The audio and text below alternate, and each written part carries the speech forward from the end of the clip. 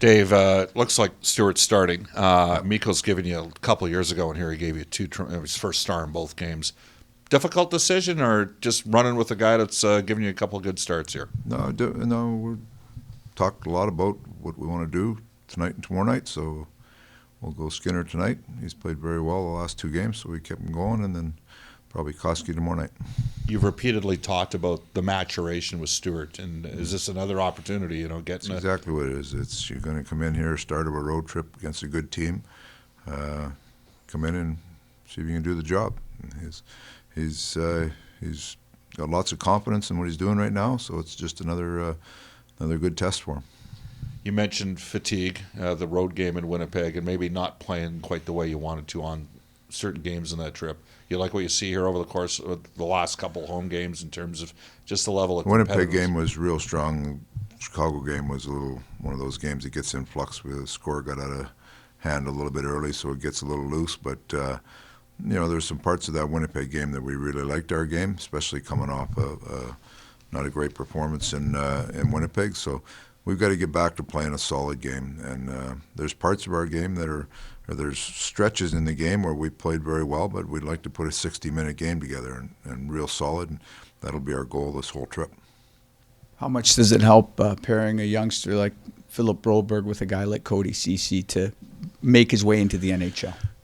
Well, Cody's a real stabilizing guy, and that's what we were looking for from Broberg. And Broberg come in, and he played a stable game himself. So you're just looking. Sometimes with a veteran guy, with young guys like that, they take a little ownership of helping a young guy out. Broberg's obviously a real good player in his own right, but anytime you can support him like that, and like I say, Cody's a real easygoing guy, very respectful, and a solid player. So. They were a solid pair the other night. Hopefully they'll be the same thing again tonight. Morning, Dave. Is Derek Ryan ready to go tonight? Yeah, he'll play tonight, yeah. What are some of the elements of his game that will help supplement this Oilers club?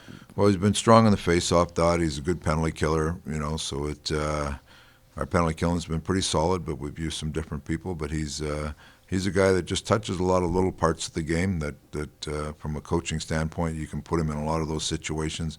You're going to get the job done. So he'll jump back in tonight, and hopefully he'll give us a nice start. With three left shot centers, how much does it help having a dependable right shot guy?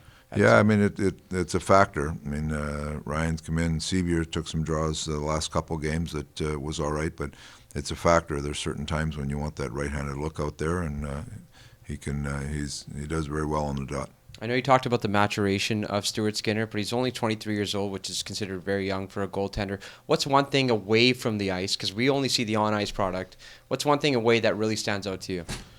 Well, I think just the way he carries himself, just he's a young guy in age, but he's married, he's got his life off the ice in order, he's learned how to be a good pro, everything from training to nutrition and rest, and just the mental side of the game is something that can be a challenge for young players, and he seems like he's taking huge steps in the right direction there. So he's come in, like I said the other day, he's prepared, he's done the work. Him and Schwartzy have done a lot of work together, and he's confident that he can play at this level, and you're seeing the results now. Take a couple questions on Zoom. Jason Greger, go ahead. Dave, you look at Dallas's defense, and they're very mobile. What's the concern that the Stars' defense brings? What do you have to be leery of, and maybe how you forecheck or how you defend them in transition? Well, they got some people that can get up the ice in a hurry, so can't be too disconnected. The disconnect between your forwards and defensemen can't be the gap in between can't be too big, because if you start losing. The gap's too big, you get outnumbered rushes, not necessarily outnumbered rushes that are forwards on D, but forwards plus a D on their side. So we've got to have depth in our forecheck, recognize who you're out there against, make sure you're keeping those guys behind you on the back check. You mentioned Ryan comes in, he'll help on the penalty kill. Your penalty kill is only -3 after those two shorthanded goals this year. You've been great defensively, now you're adding in a little bit of offense. Is that just taken advantage of some breaks, or have you wanted guys to be even more aggressive on the penalty kill? No, I think that's taking advantage of some opportunistic things. But we give our guys the green light to go when we get a chance. But our main focus is killing penalties. And but we created a turnover. Sevier created the turnover the other night in Yamamoto's goal. Our checking coming into the zone on the other one helped out on the second goal. So we'll take the offense when you get it, but penalty killing, you're out there to kill the penalty, not necessarily worry about the offense. Last question, Kevin McGran, go ahead.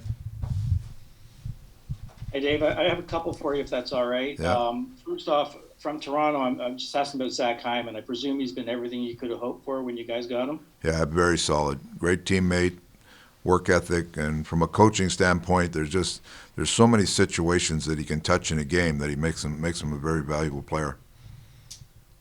And another question, I've been asking a few coaches around the NHL this about scratching players. I'm not asking about a specific player or a specific incident, but just what's that conversation like when you scratch a player? No, I think it's different sometimes. You have veteran players. I can tell you one thing, it's a heck of a lot easier this year when you're only dealing with 1 or 2 guys than we had the taxi squads of 8 guys last year. That ended up being, you spent your whole day managing the taxi squad. So, there's different things. Sometimes it's a young player where you're explaining what we're doing. If it's a veteran player, people always think the players get scratched because they're playing bad, or a lot of times it's not about whether you're playing good or bad. You're looking for a different look, and maybe a penalty killer. Maybe you have somebody that's an injury, you want to back up a guy. There might be something that happens that if something in the game changes, you have a certain player there you want there to just in case you wanted to try to flip some things in line. So there's different factors that go into it. I like to be very honest. Well, I'll tell a player if he's not playing well, he's getting pulled because of that. I'll tell a player that I'm just looking for a different look, and be patient. So there's, I think for the most part, players want you to be honest with them and just tell them why they're out, and you got to move on.